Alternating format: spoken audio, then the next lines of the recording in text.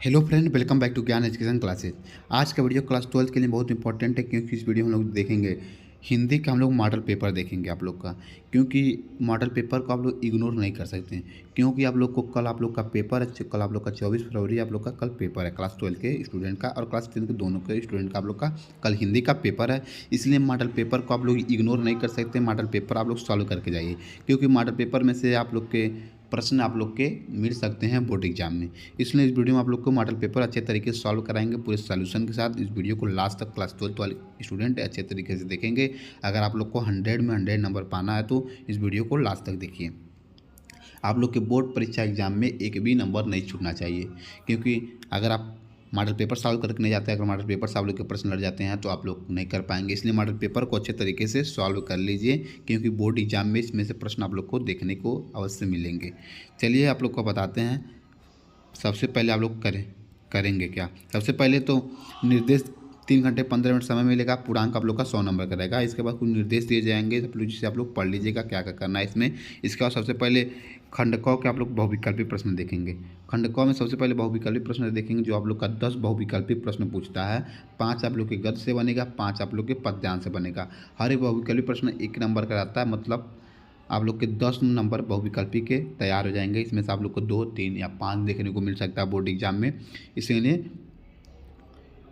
Model paper आप लोग को इग्नोर नहीं करना है। इसके बाद सबसे पहले हम लोग देखेंगे प्रश्न नंबर 1 का बहुविकल्पी प्रश्न पूछा है। उक्त व्यक्ति प्रकरण के रचनाकार हैं, कौन है। आप लोग के ऑप्शन दिया गया गोकुलनाथ, दामोदर शर्मा, नाभादास, मुंशी सदाशुक लाल। तो इसमें आप लोग के ऑप्शन पहला सही है, गोकुलनाथ जी हैं उक्त व्यक्ति प्रकरण के रचनाकार।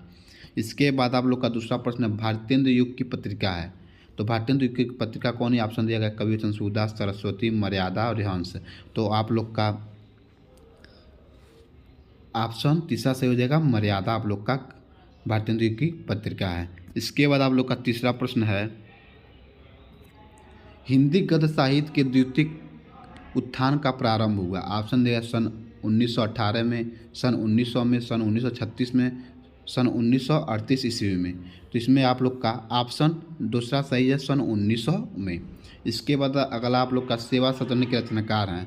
सेवा सदन के रचनाकार कौन है। आप लोग का जैनेन्द्र, अज्ञे, प्रेमचंद, हरिकृष्ण प्रेमी। तो इसमें आप लोग का ऑप्शन जो सेवा सदन के रचनाकार हैं, तो आप ऑप्शन आप लोग का तीसरा सही हो जाएगा, प्रेमचंद हैं सेवा सदन के रचनाकार।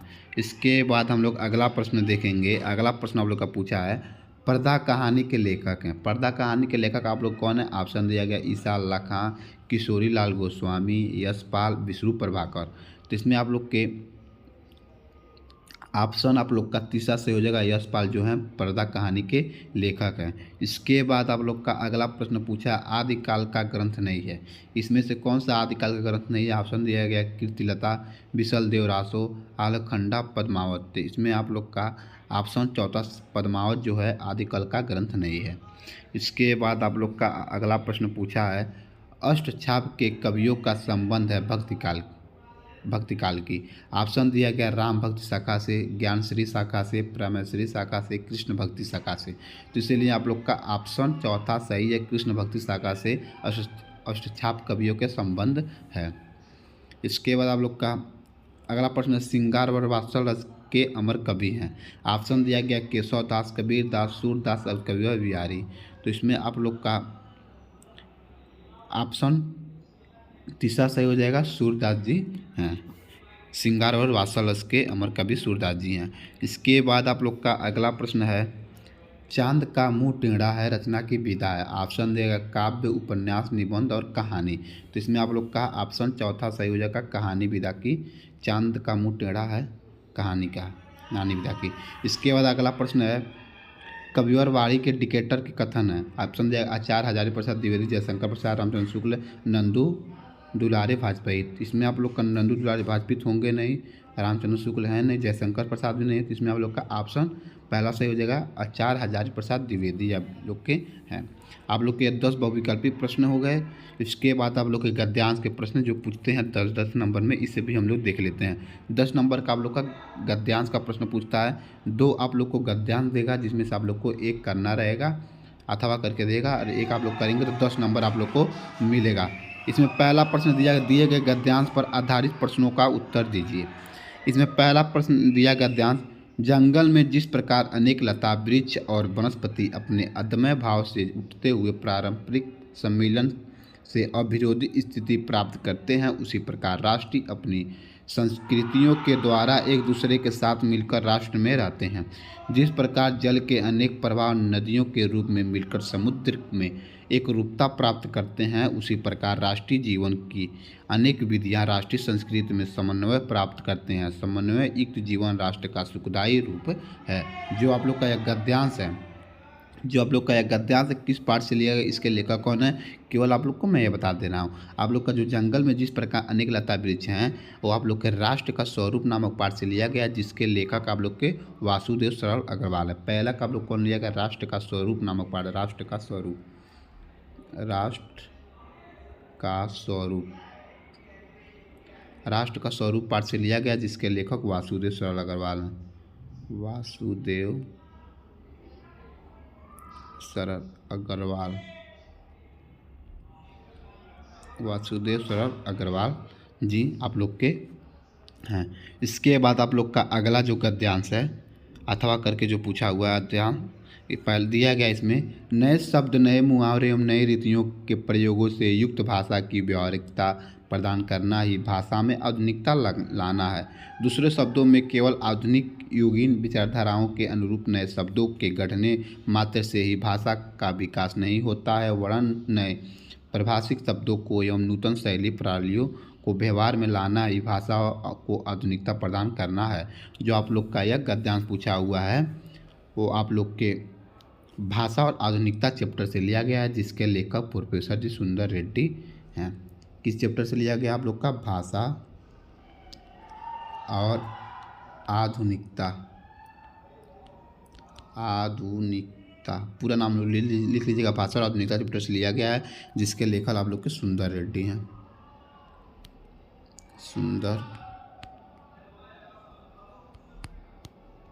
सुंदर रेड्डी इसके हैं। इसके बाद आप लोग का अगला प्रश्न जो पूछता है, अगला प्रश्न आप लोग का है प्रश्न नंबर 4, पद्यांश पर आधारित निम्नलिखित प्रश्नों के उत्तर देना। इसमें भी 2 पद्यांश पूछा जाएगा, जिसमें से आप लोग को एक पद्यांश करना, आप लोग के 10 नंबर का यह पद्यांश रहेगा।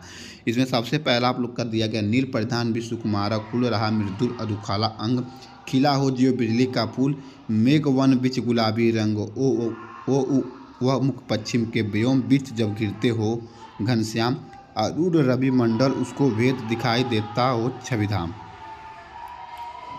जो आप लोग का यह पद्यांश है, यह पद्यांश आप लोग के श्रद्धा मन्नू से लिया गया है, श्रद्धा मन्नू पाठ से लिया गया है, जिसके लेखक जयशंकर प्रसाद हैं। जिसके लेखक आप लोग, जो आप लोग का श्रद्धा मन्नू से लिया गया, जिसके लेखक आप लोग जयशंकर प्रसाद हैं, जयशंकर प्रसाद जी हैं, जयशंकर प्रसाद जी आप लोग के इसके कवि हैं। इसके बाद आप लोग का जो अगला पद्यांश जो पूछा गया है, इस धारा की जग का कर्म शाश्वत, इस जीवन का उद्गम शाश्वत है, गत शाश्वत संगम शाश्वत, नव का नीला विकास शाश्वत, सच का यश रजत हास शाश्वत, लहरों का विलास, ये जनजीवन का करधारा, चिर जन्म मरण के आर पार, शाश्वत जीवन का नौका विहार, मैं भूल गया अस्तित्व ज्ञान, जीवन का यह शाश्वत प्राण करता तुझको मुझको अमृतोदान। जो आप लोग का यह पद्यांश है, आप लोग का नौका विहार से लिया गया, जिसके लेखक कवि सुमित्रानंद पंत हैं। नौका विहार सुमित्रानंद पंत जी का पूरा नाम ले लिया, सुमित्रानंद पंत जी का है।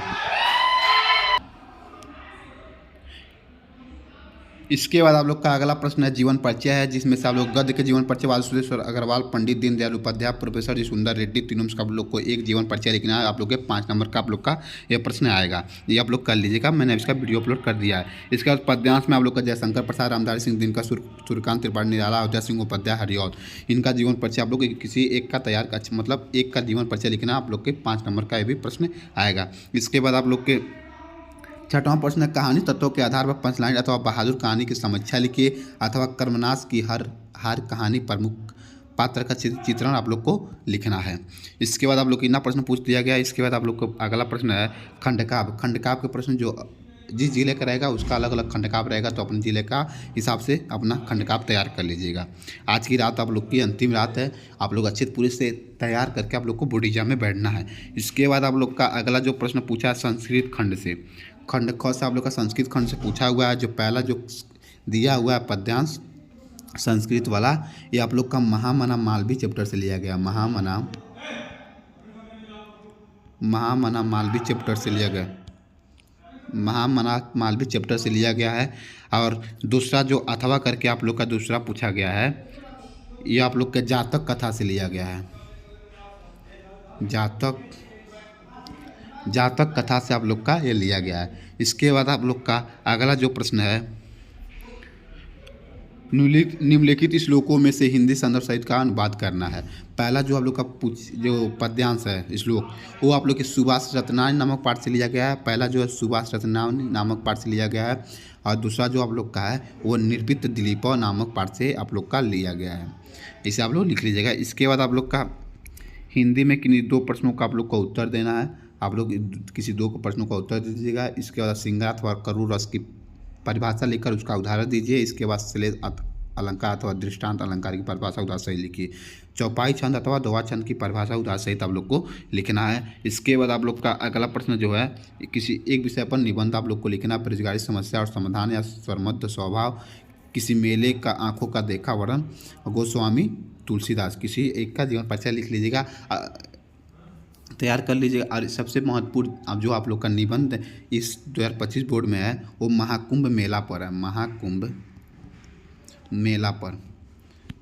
मेला पर निबंध बहुत इंपॉर्टेंट है। ये आप लोग के आने के 100% चांस हैं, ये आप लोग का आ सकता है।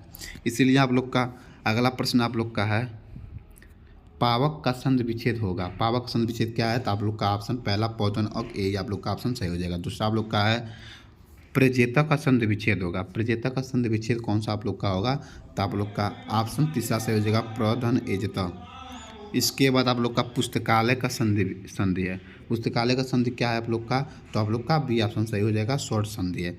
इसके बाद आप लोग का अगला पूछना है, निम्नलिखित में से किसी एक का विग्रह करके समास का नाम लिखना है। 10 सर्प प्रत्येकम, किसी एक का विग्रह करना है, इसका समास का नाम लिखना है।